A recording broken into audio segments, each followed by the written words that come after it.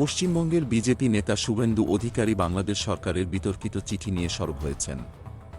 2024 সালের 24 ডিসেম্বর বিধানসভা ভবনের বাইরে এক সাংবাদিক বৈঠকে শুভেন্দু বলেন, আমার ধারণা ভারত সরকার ওই চিঠিটা ডাস্টবিনে ফেলে দিয়েছে। তিনি বাংলাদেশের বর্তমান উপদেষ্টাদের ইতিহাস না জানার অভিযোগ তুলে বলেন, বাংলাদেশের শাসকরা ভুলে গেছে যে ভারত বঙ্গবন্ধু শেখ মুজিবুর রহমান এবং তার পরিবারের জন্য সবসময় আশ্রয়স্থল ছিল।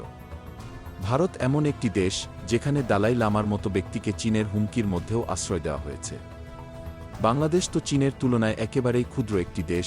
বাংলাদেশকে উদ্দেশ করে শুভেন্দুর মন্তব্য ছিল আরও কড়া। তিনি বলেন, রাফাল যুদ্ধবিমানের একবার গর্জন শুনলেই এরা পালাতে শুরু করবে। বাংলাদেশ গুনতির মধ্যেও পড়ে না, তাদের কেউ গুরুত্ব দেয় না। এছাড়াও তিনি বিদ্রূপ করে বলেন, কলকাতার আজকের গার্বেজ যদি কার্গো বিমানে করে বাংলাদেশের উপর ফেলে দেওয়া হয়, তবে মোহাম্মদ ইউনুস থেকে শুরু করে সবাই তাতে ঢাকা পড়ে যাবে।